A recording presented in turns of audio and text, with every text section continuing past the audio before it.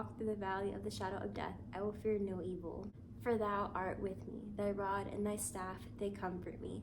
For I know the thoughts that I think towards you, says the Lord, thoughts of peace and not evil, to give you a future and a hope. Then you will call upon me and go and pray to me, and I will listen to you, and you will seek me and find me when you search for me with all your heart. That is Jeremiah 11 to Jeremiah 13. Hey, welcome to my channel. My name is Shaylin if you're new, and if you're not, welcome back. Thanks for coming back. I really appreciate it. This video is a story time, so just sit back and relax, and I hope you enjoy this video. I want to talk about faith like a mustard seed and why it's so important. I'm going to be reading from the New King James Version and everything. This is going to be Matthew 17, verses 17 to 20. Then Jesus answered and said, O faithless and perverse generation, how long shall I be with you? How long shall I bear with you? Bring him here to me. And Jesus rebuked the demon, and it came out of him, and the child was cured at that very hour. Then the disciples came to Jesus privately and said, Why could we not cast it out? So Jesus said to them, Because of your unbelief. For assuredly I say to you, if you have faith as a mustard seed, you will say to this mountain, Move from here to there, and it will move, and nothing will be impossible for you. You have to have faith, even if it's as small as a mustard seed. Sometimes God will arrive at the very last minute, but he's never late. Well, the very last minute to you, but God is never late. God is always on time. So, let's see. I moved out when I was 19. Sorry if you hear noise in the background. I think the garbage people are doing the garbage right now, so I do apologize. But I moved in with my boyfriend at 19 years old, and we lived in an apartment in Virginia. That was in, let me see, when was that? I think I moved in April of 2023, I'm pretty sure. So we stayed there for a while. So fast forward to late July, early August. And our lease was supposed to end on August 25th, so we had that lease for like a year. I didn't know this, but it may just be that specific apartment complex, but I guess every year they up the price. Maybe it's just because I've never lived out on my own, so I'm actually looking at the bills and seeing the fact that, wow, things are expensive. But I was talking to my mom about how they're raising the rent, and then she was like, that's nothing new. They do that to like every single apartment complex. Almost every single apartment you live in, they're gonna do that. And I was like, really? Why would they do that? Obviously for money, right? Apparently, they raise the rent of the apartment all the time. So when we found out that when we renewed the lease, if we had renewed the lease, the rent was going to go up, we were thinking, the amount of money that we paid for that apartment didn't seem worth it. That's when we were like, okay, let's look for something else. My boyfriend wanted to live somewhere out the state, and I lived in Virginia basically all of my life. So when he was like, we should move out the state, I'm like, I'm for it. Like, I want to see the world. I want to go travel. I want to live somewhere other than here. So I'm like, okay, let's do it. You know, I didn't really care where we lived exactly, like the state. You know, of course, as long as I was okay with the laws there. But other than that, he asked me where I wanted to live. I did not have an answer because I don't know, what am I supposed to look for when I want to move somewhere? What are you supposed to look for in the scenery? So, and of course the houses and the good prices, but other than that, I did not know. So I was like, I don't really care. Like, I'm down for whatever. And then dude was like, let's move to Texas. Just like, Texas? I know for Texas, you don't have to pay property taxes. So that was one of the reasons why we were like, okay, let's try Texas. There were some other laws that we were okay with and some other things going on in Texas that we were like, okay, let's do this. But I was like, Texas, I'm all for it. We started looking at renting houses or renting apartments in Texas. So of course, we were looking at renting houses or renting apartments in other locations. And also the houses in Texas are absolutely beautiful. So we were like, let's move to Texas. Here's the deal. We had less than a month. We weren't really paying attention to the months, and then bam, it hit us like, oh my gosh, we have one more month till the lease is up. Are we staying or are we moving? So it was all moving super fast. So we just kept looking for apartments or renting houses in Texas and in Virginia. So we would call the apartment places, and they either say it's no longer available, or you have to make this certain amount of money to live here.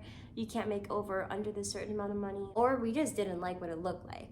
We didn't like the pricing, so yeah, we just kept looking and calling. And one day, I don't know if we were running errands, I don't know what we were doing, but we were just in the car, and then we get a call. And someone who worked at getting tenants for the apartment complex called, and they were like, are you still interested? We have this apartment available for you.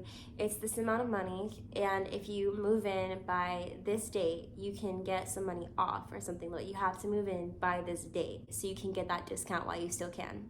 So we were like, yes, we're interested. He was like, okay, well, I need you to give me some information. I'll make sure I'll see if you qualify, and we can figure that out in less than 5 minutes. So we waited, didn't even have to hang up the phone.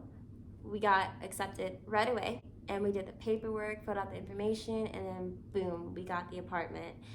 And we had 2 weeks to pack absolutely all of our stuff, drive across the country, because we got to take our cars. That was a 24-hour drive from Virginia to Texas. We had 2 weeks to do it.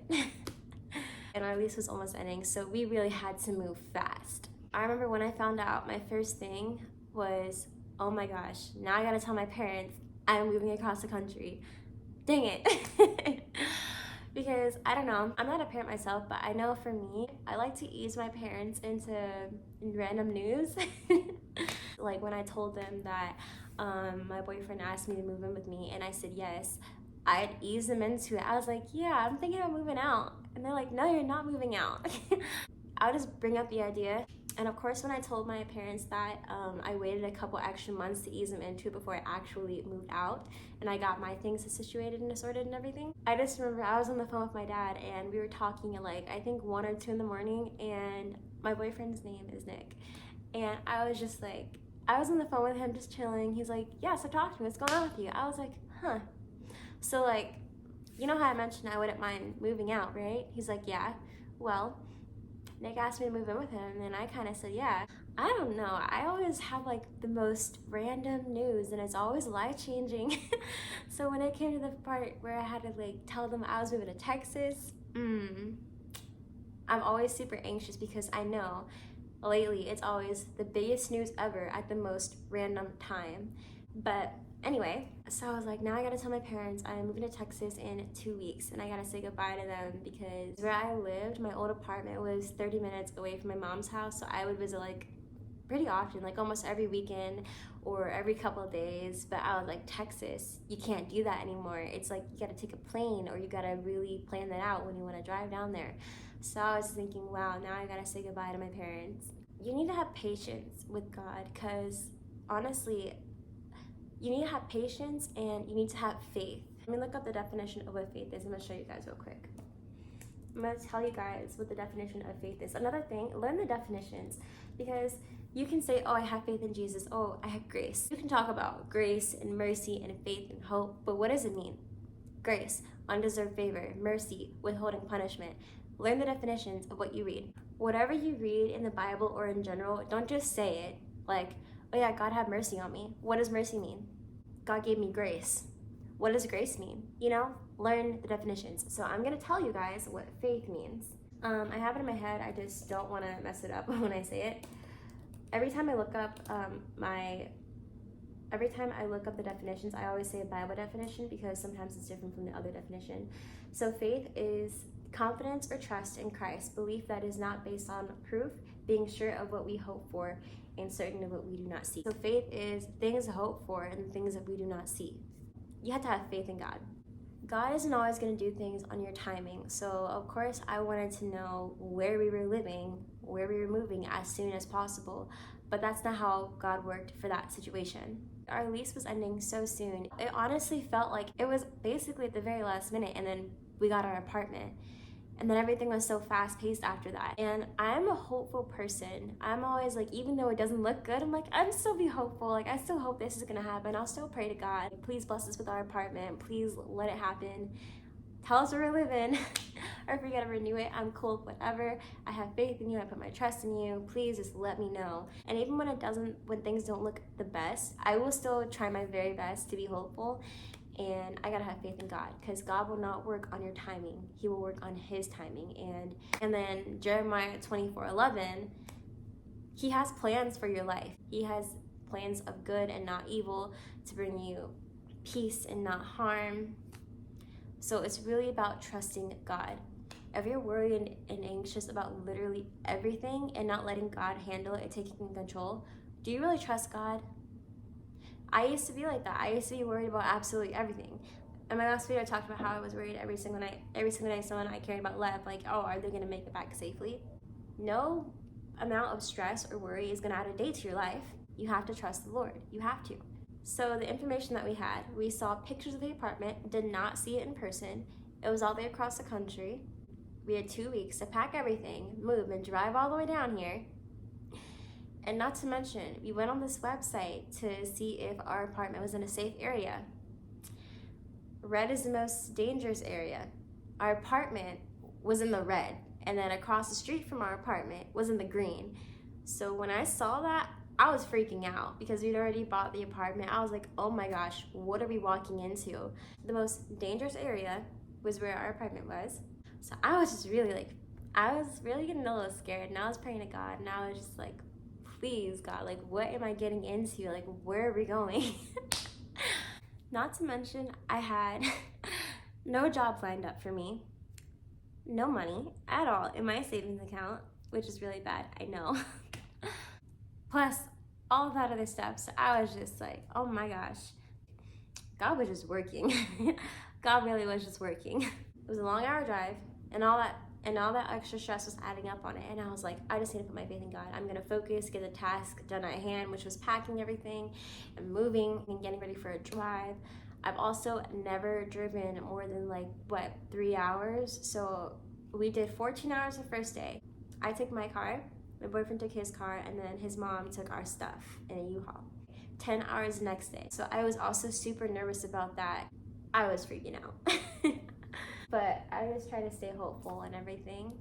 We arrived and it was nighttime after a 10-hour drive. And I still remember, we couldn't find our apartment for a second, but then eventually we found it.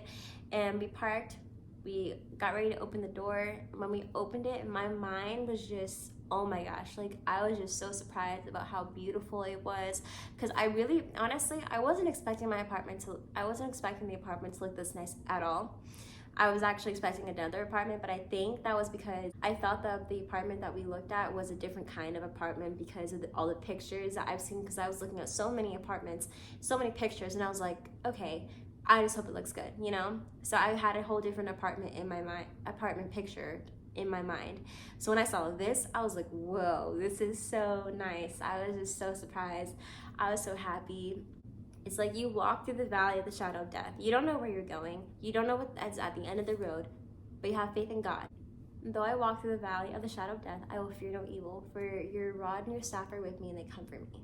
The most dangerous part in the area, long hour drive, didn't see it in person, don't know what the ending result's gonna be. We drove through the valley of shadow of death, putting our faith in God, praying that it's exactly, because even if the apartment looks amazing, the picture may not always be what the apartment looks like. Sometimes, because it's their job to sell the apartment, to make it look super nice and presentable. Even though it wasn't in my head, that was the apartment I was looking at, but still, apartments are not always gonna look like how they look like in pictures. So you really had to put our faith in God. And then when we opened the door, when we opened the door, my jaw just dropped. I was like, wow, this is beautiful. Oh my gosh. I was just so surprised. I was so happy. And I was just so grateful. And I just kept thanking God. I was like, if I didn't have faith in you, if I didn't chicken out because I've never driven that far, I've never moved that far from my family, if I just didn't do any of that and didn't put my faith in you and just push through, I never would have been able to experience this. I never would have had this beautiful home. So I really had to put my faith in God. If you have faith as small as a mustard seed, that can change everything. When the signs kind of don't look the best, when everything seems a little sketchy and fishy, pay attention to that. Sometimes, obviously, that's not the case. Sometimes you really will get a crappy apartment and it really will be in the most dangerous neighborhood ever. But I was just praying to God. I was like, please, God. So I put my faith in God, I put my trust in God, and look at what I got. Me personally, I had to let go of some big things in Virginia. It was just crazy because I literally had to. I had to let go of some big things that meant a lot to me in order for me to receive this blessing, which I'm not going to get into. But it's just the fact that for me, I felt like it was deeper because the things that I had to let go of, I was just so sad and everything was just moving so fast. I was like, what the heck, God? I was so happy. I kept putting on a happy face, kept living life, kept praying to God and everything. But it was just the fact that I had to let go of some big things. And then I had to go based off of faith and praying to God that this wouldn't be a bad thing. And then I found out, ooh, we got the apartment in Texas. It's so great. And now I gotta move away from my family, and I had to put my faith in God that this is not a crappy apartment in a dangerous neighborhood. So it was just so much. It was a lot going on. There was like so much going on for me. And then when we open the door and I just see how beautiful it is and how God is just amazing and how all the pain you go through is not for nothing, it's for something. The pain that I went through was not for nothing. I literally had to let go of some big things to step into the new. Those things I had to let go of, I literally could not take here. I cannot take those things into this new beautiful home in any way. So for me to have opened those doors and to see this beautiful home, it meant so much. Because in the moment when I got the courage and the strength to actually let go of those things, I was like, are you kidding me, God? What is this for? And then I see this, and then we open the doors and I see it, and I'm like, God really has a purpose for everything. He really does things for a reason. You have to have faith like a mustard seed. You have to put your faith in God. You have to trust that things are happening for a reason. He has a plan for your life. You know, it's like, for I know the thoughts that I think towards you, says the Lord, thoughts of peace and not of evil, to give you a future and a hope. Then you will call upon me and go and pray to me, and I will listen to you. And you will seek me and find me when you search for me with all your heart. Like, yes, you will go through pain and suffering and sadness, but it's all for a reason. Even God blessing me with this beautiful home and all those experiences that happened so close together for me, even that is using for the good, because now I'm sharing the story. Now I'm sharing my testimony, and I'm explaining what God can really do for your life when you put your faith in Him, and when you have faith just as small as a mustard seed or as big, when you just trust in God, it changes everything. It can change everything. I said this in my last video, and I'm gonna say it again. Your testimony never ends. Something may happen in like a month or two. I'm gonna share the story. It's my testimony. It's never ending. Like, it can help anyone. It can give anyone strength. Like, just wait. You may not be having the best life right now, but God has something big for you. God has something for you. Even to this day, it just amazes me how that saying, like, you have to let go of the old to step into the new. I literally had to let go of the old to step into the new. Literally. I don't know, it's just different when you actually, like, you hear the saying, you believe it, and then you actually experience it for yourself. It just means something deeper to me now. That is all I have for this video. Having faith like a mustard seed. Just having faith in God, walking through the valley of the shadow of death, and trusting God, and having patience that it may not be on your timing, but that it will happen because God promised it. Just be patient. You have to be patient and trust in God, because it may not be at your timing, but God's timing is better anyway, no matter how long you have to wait. No matter what's the anxiety or the anticipation, all of it in the end really just does strengthen your relationship with Him, and let God show Him who you, and allow God to really show Him, and allow God to really show you who He is. Yeah. So yeah, the Lord is my shepherd. He restores my soul, and He guides me in the path of righteousness for His name's sake. That is all I have for this video. Thank you guys so much for watching, and I really hope that this video helped you in any way, and I hope you enjoyed it. I will see you guys in my next video. Bye, loves.